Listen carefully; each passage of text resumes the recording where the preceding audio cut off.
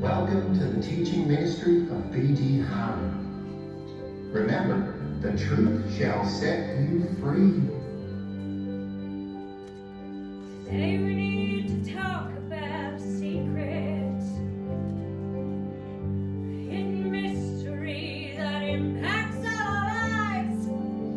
You might think it's beyond belief, yet I have undoubted proof that it survives. I'm talking witchcraft, sorcery, Satan's darkest plan. Though we cannot fight it, but Lord Jesus, He's our man. I'm sure you know my mother, living legend as she's known. While the only power she'll acknowledge is her own. The enemy is subtle, Satan's plans are deep and rich. I'm here to save my mother. Betty Davis is a witch. Betty Davis, tell me which. Betty Davis, such a bitch. Betty Davis has no heart. Which? Betty Davis, I'm no snitch. Betty Davis makes me twitch. Betty Davis, where to start? Lust of the eyes, the pride of life. The woman has no shame. Lust of the flesh, oh, Christ and oh, that's how she made her name. But which Betty Davis do you know? Betty Davis won't let go. Betty Davis mean and cruel. Which Betty Davis don't believe? Betty Davis make her leave. Betty Davis, Satan's tool. I watched her perform Satan's sacred rituals. I saw her break all heaven's natural laws. I saw her transform into a demonic vision, a satanic face and razor pointed claws, cackling and rattling and scratching at the door. And after what I saw, I don't visit anymore, because which Betty Davis, tell me which Betty Davis, such a bitch. Betty Davis has no heart. Which Betty Davis, I'm no snitch. Betty Davis makes me twitch. Betty Davis, where to start? Which Betty Davis do you know? Betty Davis won't let go. Betty Davis mean and cruel. Which Betty Davis don't believe? Betty Davis make her leave. Betty Davis, Satan's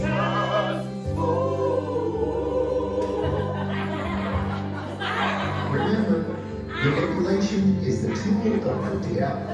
If you have been inspired by this broadcast, write to us, or you can make a donation using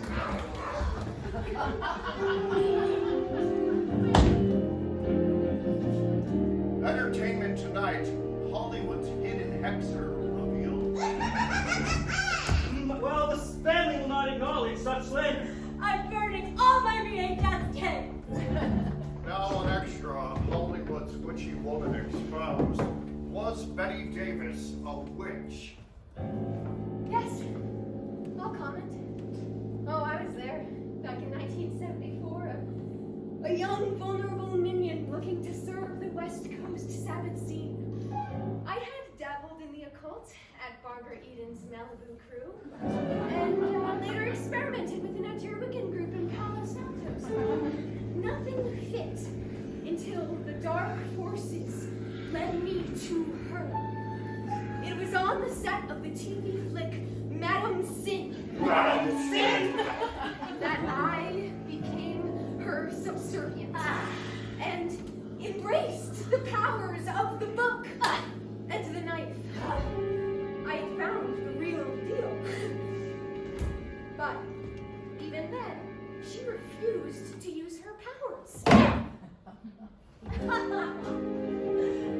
What is legend but something from the past that may or may not be true? Like the Headless Horseman. Or Atlantis. Or the Bigfoot. Or the Loch Ness Monster. Is it a difficult life? Being an actor. Being Betty Davis.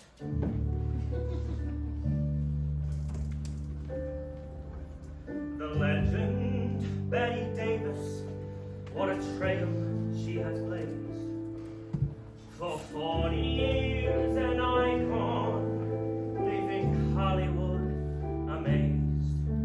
A nominee 11 times, she won Best Actress twice. She relished confrontation, and she loved to give advice. And though the years are cruel, she's an actress to her core. She'll never say her race is run. She's always wanting more. A better lily pad, a better lily pad, a better type of character. That last one wasn't bad. A better lily pad, a place to sit and rest. Whatever job you're doing, oh, the next one is the best. We need a better lily pad. Her start was unbecoming, her screen test just upside. Embarrassed and insulted, yet she didn't say a word. A year at Universal, until they let her go. And then to Warner Brothers, where her talents start to show. A better lily pad, a better lily pad, a better type of character. The last one wasn't bad. A better lily pad, a place to sit and rest. Whatever job you're doing, oh, the next one is the best. We need a better lily pad. We need a better lily pad.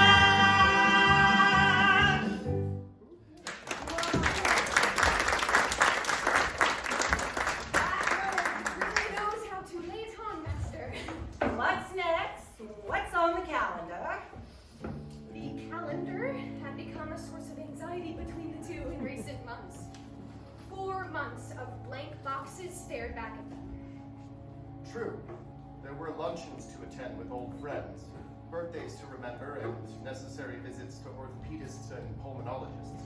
There was also the monthly visits to her second daughter, Margot, hidden away in a sanitarium. But it was the work the actress yearned for, unmatched by any child, man, or narcotic. Nothing else could provide her with the same sense of purpose. Master, you could dabble with some of your powers? My powers are my acting. Your other powers. Your witch powers. These powers are very dangerous. But why be like every other actor? I said no! The past 5 years had been juried for her. A ghastly made-for-television movie called Scream Pretty Peggy with that talentless Ted Bessel. I want to scope you! Oh. 5 failed television pilots that led to naught, and a peculiar film titled Bunny O'Hare, in which she found herself portraying a bank robber of sorts, riding on the back of a motorcycle with Ernest Borgnine. There was a lawsuit or two in that stinker. It had been eons since the heyday of stage 1 Waters Burbank. Why bother having powers if you're not going to use them? Magic is temporary. It doesn't last. Last month, she visited the old flame, screenwriter and renowned hunter, who had once roamed the wilds with John Huston during his prime, but now was caged inside a memory wall. Was it he who gave you your powers? Yes.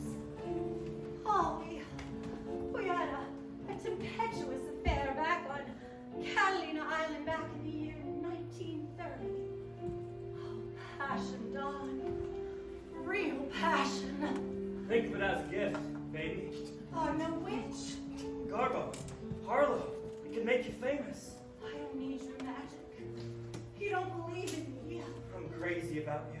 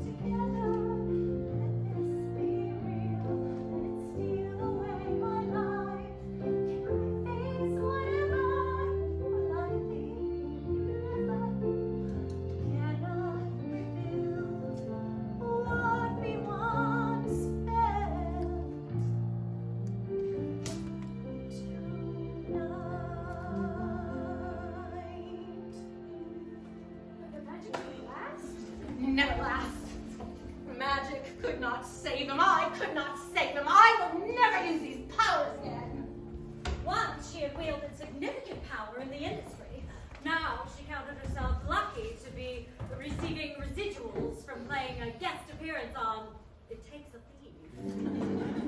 Bob Wagner, he's a real gem, bless his heart. He's one that still remembers the glory days when being a professional meant something. Master, the calendar is empty. You could use the book and the knife? Don't talk the magic again! I kill for your powers. If I have real powers, I'd fix my broken child. Instead of hiding her away in a sanitarium. Well, what do we have? What did Marty send us? Something called Burnt Offerings. The script is being directed by Danny Curtis, who did that vampire soap opera. The script is spooky. You might dig that vibe. And Oliver Reed. Oliver Reed, a notorious drunk. The English actor, a burly and oft intoxicated figure, wore the scars of his tumultuous life. A ballroom brawl in '63 left him with a face stitched together, a testament to his rough and tumble existence. Yet, despite it all, he continued to grace the screen, embodying brutes, boxers, and musketeers. I've worked with drunks. Karen Black has the lead. Who is Karen Black? Karen Black was New Holly. She had just starred as a feisty stewardess who landed a Boeing 747 jumbo plane. In the summer of 1974, it seemed like there was nothing Karen Black couldn't do.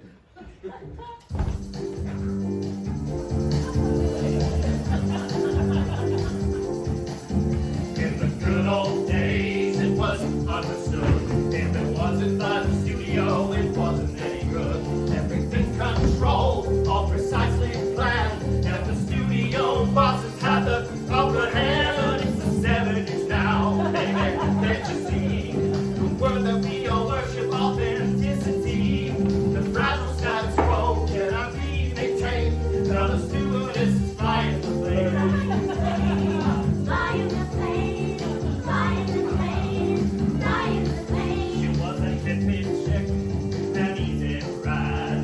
Her eyeballs shifting side to side. With her quirky face and a pouting smile, became the face of Hollywood for a while. She quit acting class, cause it was no use. Made her name plain, girls were playing it fast and loose. Karen Black was a pro, everyone insane. Now the stewardess is flying the plane. Planetary immediately. Got no authenticity. Spencer Tracy, Vincent Price. So not cool, just nice. Rita Hayworth, Ingrid Bergman. At the high, that's the word, man. Clark Gable, Natalie Wood. Once upon a time we're good. Barbra Streisand, Michael Caine. Hollywood, blooming game. Lily Tomlin, Natalie Kahn. Simba has been reborn. Karen Black, Olin Reed. What more do the public need? Glenda Jackson, Richard Gere. New Hollywood is here. Flying the plane, flying the plane, flying the plane. Got Miss of Rock that made hot men bleed. Puppy dog eyes that just insanity. Women worshipped him while he put them down. One half a fruit, one half a clown. All he read was real, baby. Can't you see? Can't deny his authenticity.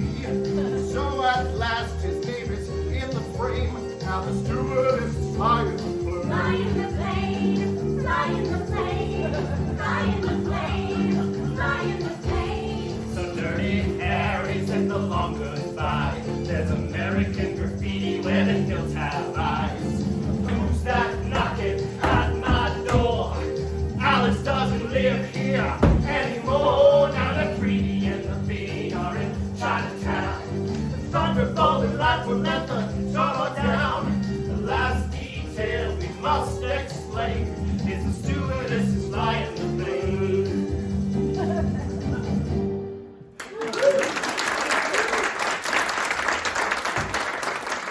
No, Karen. whole picture. United Artists. I don't know, Dawn, another horror film.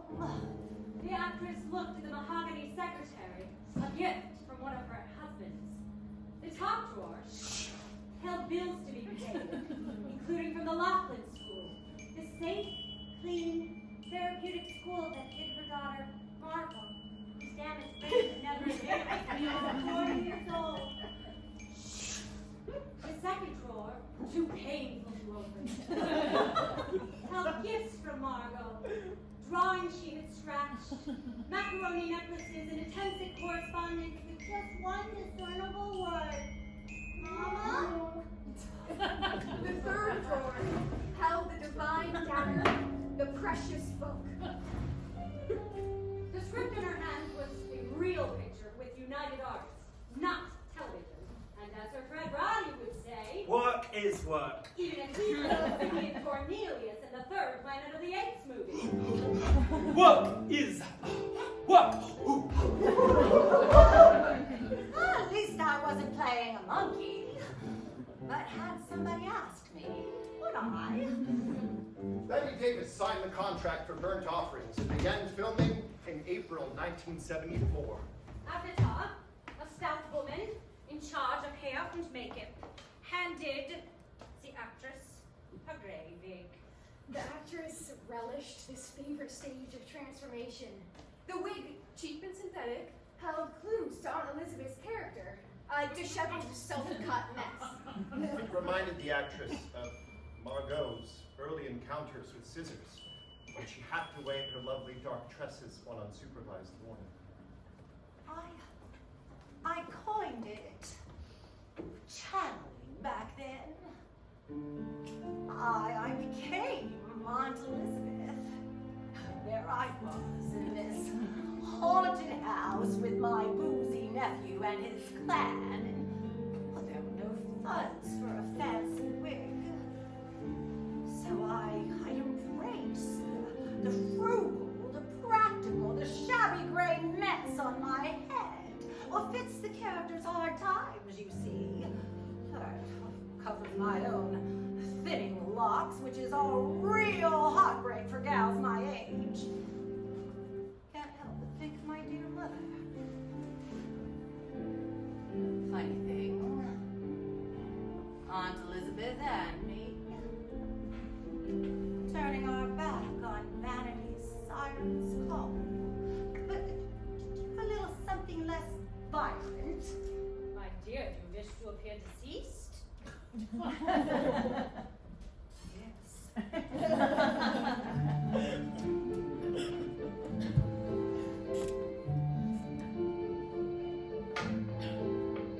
Tease out feelings from the graying hair and the worn out closure told to wear. Everything's there. Find the truth in every make-up stroke. Lose yourself behind the painted smoke. What will you invoke when you barricade your heart away so you can build another heart to play?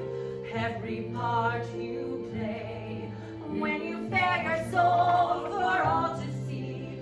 Hope the audience will let it be, and they let it be. Then the transformation's worth the price, worth the sadness and the sacrifice. Yes, the transformation gives you all you need. Take your anger and your heartbreak too. Let it be the beast inside of you. Yes, the transformation's worth the price you pay. There's no room in here for vanity. If the world is ugly, so are we. And I will be. I don't care about my public face. If my character should fall from grace, that's what I'll embrace. Then the transformation's worth the price, worth the sadness and the sacrifice. Yes, the transformation gives you all you need. Take your anger and your heartbreak too. Let it be the beast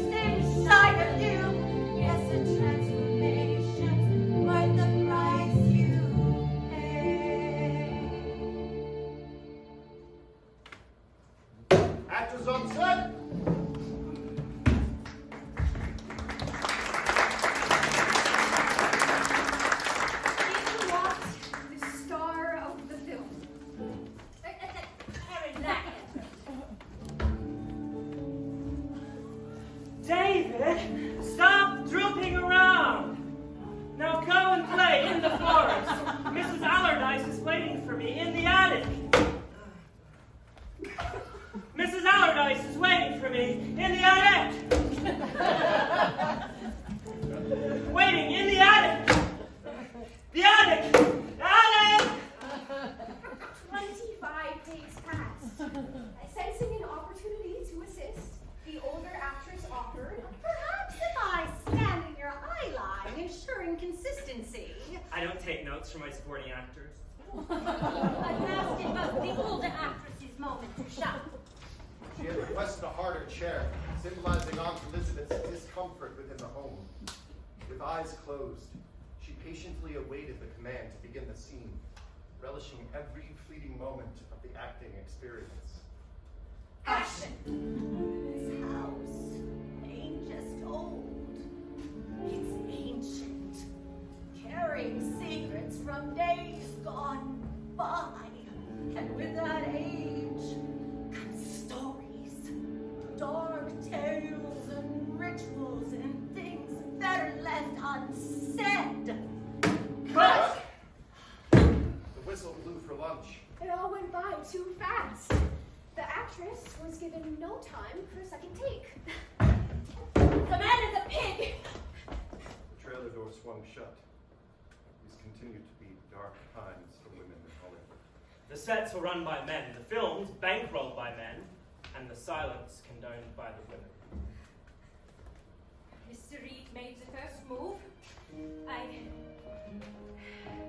focused on his puffy, bloated face. Mr. Curtis wanted me to ice his face down before the shoot, but he refused. He did what he wanted.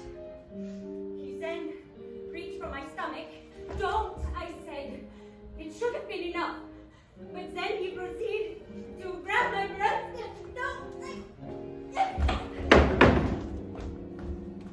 They knew she had to remain silent or risk losing her job. The actress's Yankee mother had used the word pickled to describe an individual who was inebriated beyond hope. She approached the actor, who was already sweating out that day's swill. She tried to ask him character questions. The child actor, playing his son, sat by the edge of the pool, his feet in the cold water and his head down. Even he knew Mr. Reed was dangerous. Why do you think Oh, that shut up, you stupid cunt! We're doing a fucking horror movie, huh? A horror movie. So we can pay for our divorces, and our stables, and boats, and all the nice things. No need to make it complicated. And I know horror films, right? I played a fucking werewolf in 1961. He then unzipped his fly, pulled out his rather thick, uncut dick, and proceeded to take a long, hard piss in front of the Oscar-winning actress. And no one apologized or chastised Mr. Reed for his boorish behavior. But this was 1974 and everyone needed a job. You should have said something. What could I have said? You're the movie star. The great Bette Davis. He pissed on your leg. You let him touch me. He fouls our canvas and insults us all. And you say nothing? I have no power. You have the power to change the lives. But you say you have no power. You are worse than he is. They would all return the next day to continue the farce. Storms filled with dark, angry ocean water brewed over the skies that night. Dawn and the actress sat at the lanai of the motel, drinking dirty martinis. But it wasn't right. It wasn't fair. It wasn't professional. Even Ted Vessel would have been more tolerable. I want to sculpt you! The actress had given her life to this craft of filmmaking, and he had disrespected everyone. Did you bring a knife?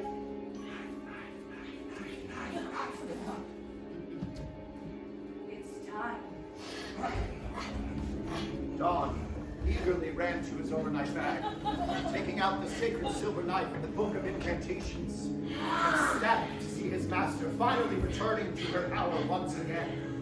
She began to read the ancient mantras aloud so that even the oldest demon shadows could hear her cries.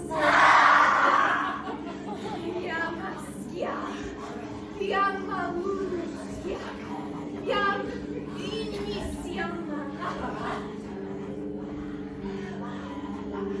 This'll only hurt for a second, darling.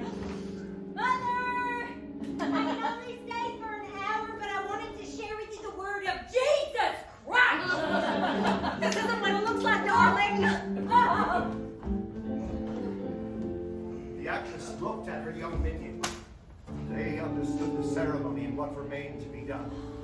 The knife gently plunged into his left torso, leaving a small slit. The actress suckled blood like a starving child. The darkest of the demon shadows had now arrived, and within the hour, she had transfigured herself into a small red cockroach with razor-sharp teeth. Transformation! John spirited the small actress into a box and walked down the hallway to the suite of the English actor. Cradling a half-empty bottle of whiskey in his arms, he exuded an air of defeated melancholy.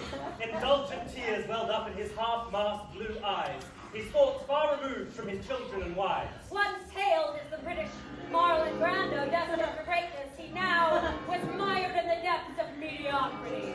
The actress leaped onto the back of Oliver's chair, nimbly landing atop his head.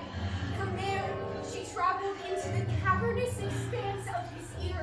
What a dump! With determined steps, she traversed the terrain of Oliver Reed's throat, every movement invoking an involuntary shudder within the troubled act. It was inside the lower intestine that she sunk her mandibles into his head, creating an excruciating pain. When you return to set, you shall be kind, sober, and most importantly, professional. Fail to heed this warning, and I will return with my sisters and devour you from the inside out. I understand. I promise. Please get out of me. The actor convulsed and vomited her out in a violent expulsion.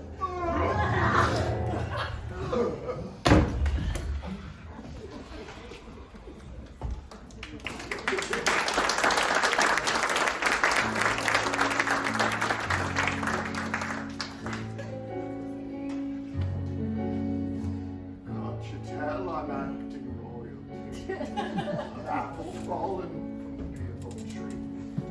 What you get from me is what you see. Exuding grace. Get out of my face.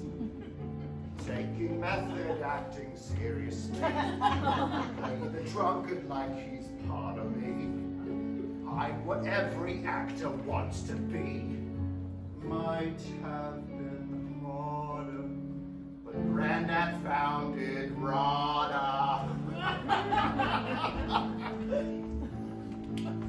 Muddled, woozy, inebriated, boozy, passionate booze hound. Let's have one more round. They are quick with the label, drink it under the table. I wonder if they know it's all for show.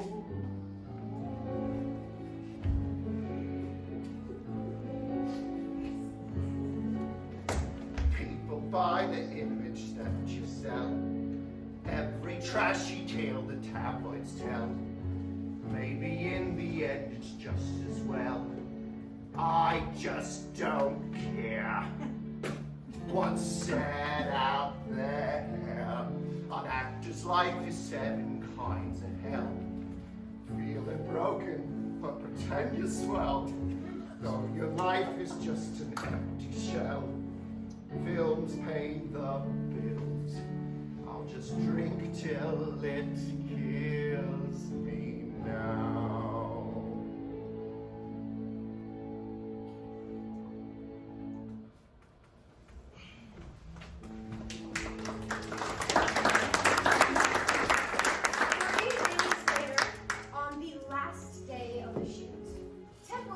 Gripping his sobriety, Reed channeled the terror of the moment as the demons of the haunted house closed in on Aunt Elizabeth's tormented soul.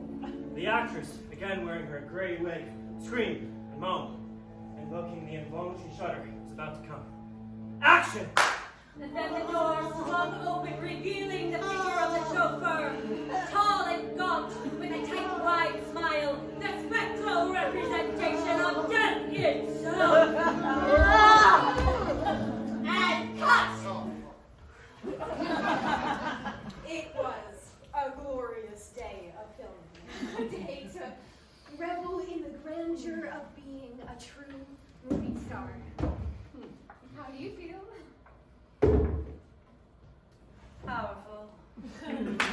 All right, everyone. We're all very excited to be filming our first day on the shoot together. Let's keep it going, shall we? Karen Black. Where's Karen Black? Miss Black! They found Karen Black in her yurt, mumbling something about some vision of the stars she had had while meditating. She's in no condition to film the final scene. She's costing the studio thousands of dollars. Thunder could be heard in the distance. Do you know when they called you when you were late? The star? Only for so long. Do you think I have 10 years left in me? Maybe it's all an actress really gets. A decade. All you desire is a decade. Well, what about you? She would have said forever, but she stopped herself. Nothing lasts forever. We leave our families, we come together, we create these characters, we tell a story, and we go home. It's temporary, beautiful, yeah, and ephemeral, like childhood. But we don't stay children forever. Some children do. Film is permanent.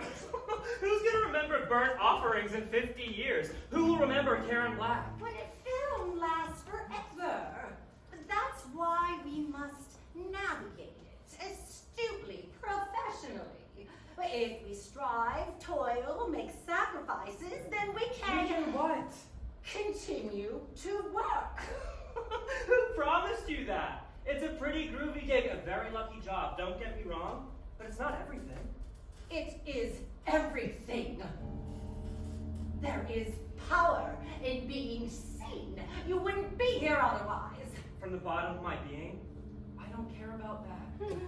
And you were seen, you were gloriously seen. You had your time to be powerful, and now you want more? You're a greedy old woman, Betty Davis. The intermediate circle, Satan's plans are deep and rich. I'm here to save my mother, Bette Davis is a... John. The book. Get me the knife.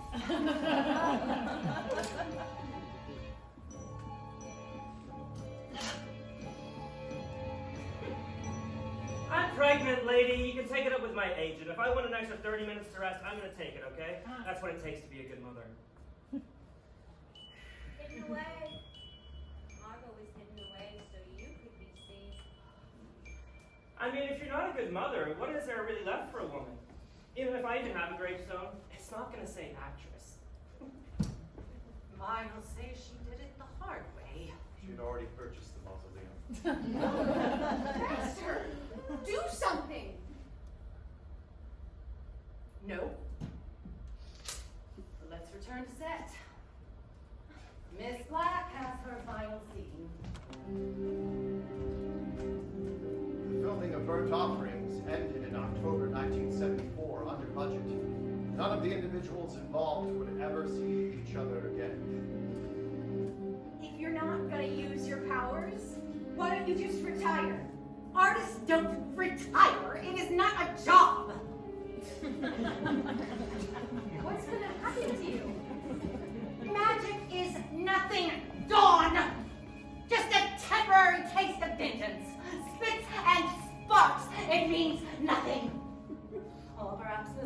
right. All this fight, all this effort to make a haunted house picture, and all I do is fight and kick and walk around like a yankee old fool. So much sacrifice. Not just my own. I could have been that mother. None of it matters. None of it matters. None of it matters. None of it matters. None of it matters. None of it matters. None of it matters. Oh, all this work and none of it matters? That's it? Betty Davis gives up. She just stops. Just give her a minute. No, I'm done. Too many heartbreaks. Too many costs. Too many fights. We've traveled so far. This work, it must be for something.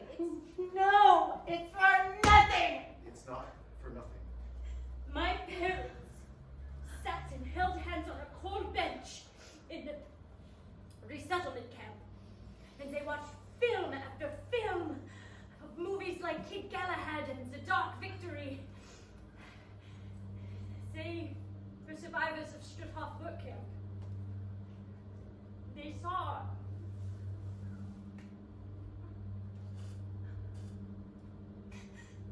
buckeyes and bones, and somehow they still fall in love. And my 20-year-old father says to my 15-year-old mother, let's go to Hollywood. They have a dream to go to the place that makes the stories. And they do. They leave the world of Stutthof behind. And they get jobs in the studios. He in electrics and she in craft service. And they're able to afford classes for the only girls so that I can learn to dance on pianos like Eleanor Powell, and sing like the Virginette McDonald, and act and be tall and feisty like the great Bette Davis. But you know, my voice was too thick, my accent too heavy, and my face too plain for the beauty. But I am here in a dream. And I worked hard. And I became the principal wig and makeup supervisor. There is still the gold lettering on my door in Burbank that says, Director of Film Glamour. I work everywhere, and I work in everyone. Because that was the world my parents wanted. They left the world of Stutthof behind because they came to a place where there was no more pain, no more suffering, no more evil. Because of you, because of the dream you gave them. You matter. You do matter, Miss Davis. You've affected lives. I don't exist without you. Can't you see yourself in me?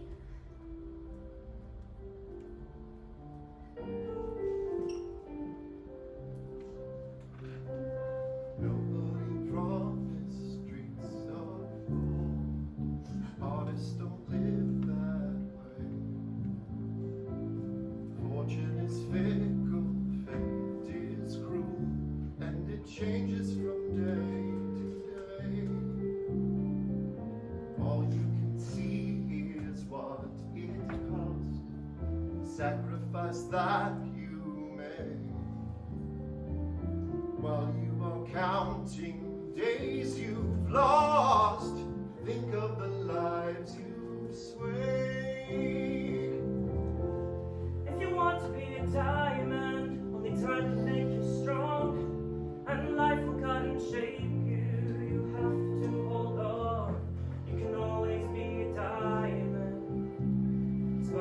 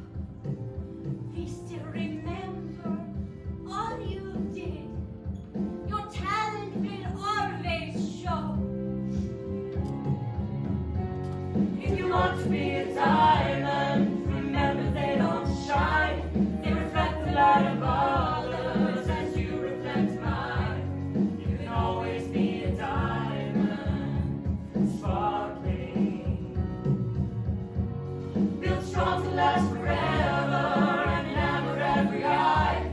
Unless the lights surround you, it's easy to pass by. You must always be a diamond, sparkling. On this new uncharted ground, I'll make a map for you. I'll leave it as a legacy. Every word is true. Every word is true. So stand upon my shoulder and reach towards your goal. Pass it on to others. Let the camera roll. Let the camera roll.